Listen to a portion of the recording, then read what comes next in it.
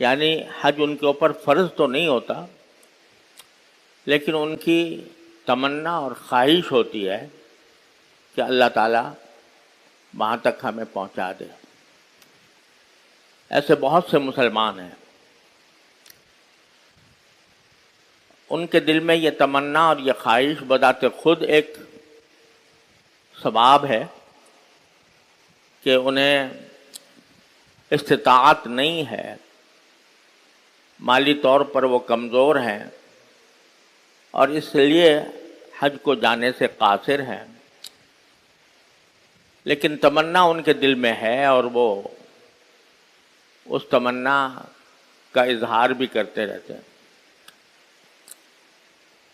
اس سلسلے میں ایک واقعہ میں آپ کے سامنے بیان کرتا ہوں جو میری سب سے بڑی ہمشیرہ کا واقعہ ہے۔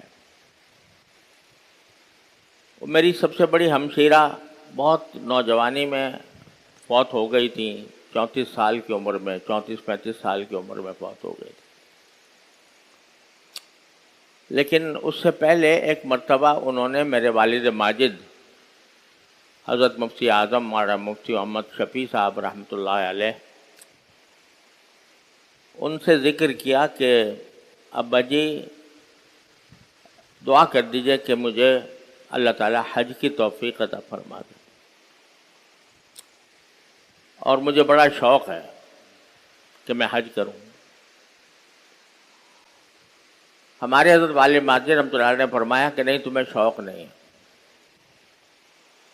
انہوں نے کہا کہ جی مجھے تو بہت شوق ہے، بہت آرزو ہے، بہت تمنا ہے۔ فرمایا کہ کیا تم نے کبھی اس حج کے لیے کوئی پیسے جمع کرنے کی کوشش کی؟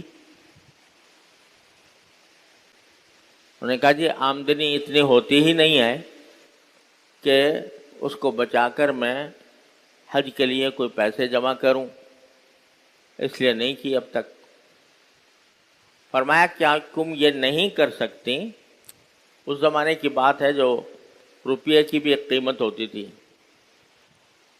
تو فرمایا کیا تم یہ نہیں کر سکتی کہ مہینے میں 8 آنے یعنی آدھا روپیہ حج کی نیت سے کسی تھیلے میں ڈال دیا کرو؟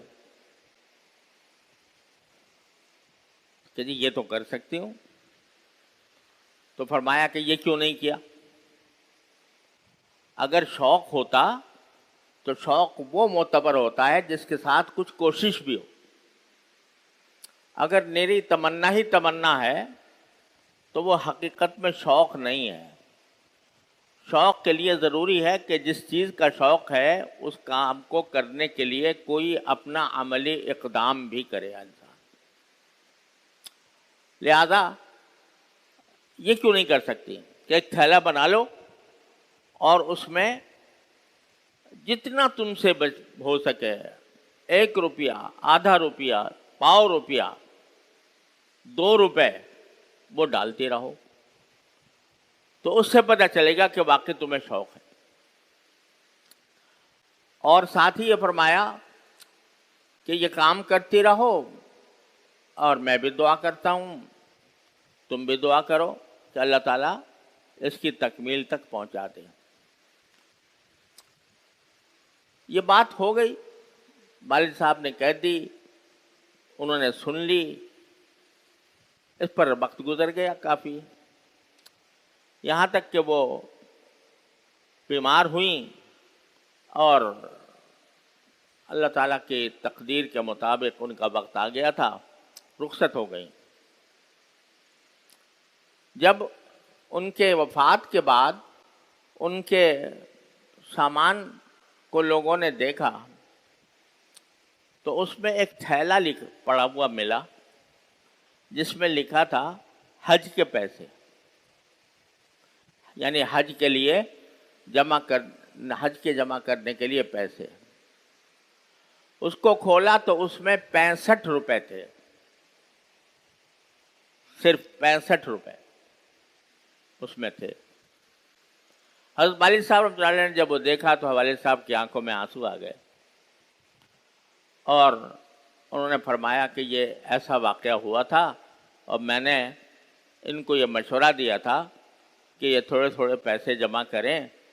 وہ لفافہ ہے، بیچاری نے پتہ نہیں کس طرح بچا بچا کر یہ 65 روپے جمع کیا. حضرت والد صاحب رحمۃ اللہ نے فرمایا کہ انشاءاللہ میں اس کا حج کراؤں گا اس 65 روپے کے اندر.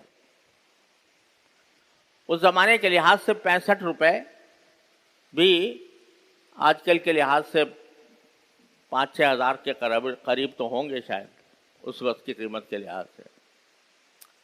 تو حضرت والد صاحب رحمۃ اللہ نے وہاں مکہ مکرمہ میں ایک ساتھی تھے، ان سے کہا کہ بھئی یہ 65 روپے آپ کو میں دے رہا ہوں اور آپ ان سے میری بیٹی کی طرف سے حج بدل کر دیں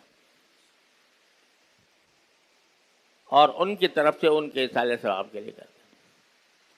انہوں نے وہاں سے حج کیا اور اس سال حضرت والد صاحب قدس اللہ تعالیٰ سرہ خود بھی حج میں گئے ہوئے تھے. تو جب عرفات میں تھے، عرفات میں وقوف کر رہے تھے، جبل رحمہ جو عرفات کا پہاڑ ہے وہ سامنے تھا. لوگ خطبہ وہاں پر وقوف کرتا تھا امام، اور لوگ یعنی اتنے اس کے اوپر چڑھے ہوئے ہوتے ہیں جبل رحمت کے اوپر کہ وہ پہاڑ نظر نہیں آتا، انسان ہی انسان نظر آتے ہیں. تو حضرت والد صاحب رحمۃ اللہ علیہ وقوف کے دوران جب جبل رحمت کی طرف دیکھا تو اچانک نظر آیا کہ وہ میری بہن جبل رحمت کے اوپر چڑھ رہی ہیں. یعنی کشف ہوا یا جو بھی صورت تھی ان کی صورت مثالی، وہ جبل رحمت پر چڑھ رہی ہیں. ہم سب کو حضرت والد ماجد قدس اللہ تعالیٰ سرہ نے یہ واقعہ سنایا اور کہا کہ دیکھو اس نے شوق کا اظہار اس طرح کیا جس طرح میں نے کہا تھا، اور دعا بھی کرتی رہی ہوگی. اللہ تبارک و تعالیٰ نے اس کی طرف سے حج بھی کرا دیا اور یہ مجھے منظر نظر آیا کہ وہ جبل رحمت پر چڑھ رہی. اس میں ایک عظیم سبق ہے ان لوگوں کے لیے جو یہ کہتے ہیں کہ ہمارے پاس استطاعت نہیں ہے کہ ہم حج کا خرچہ برداشت کر سکیں.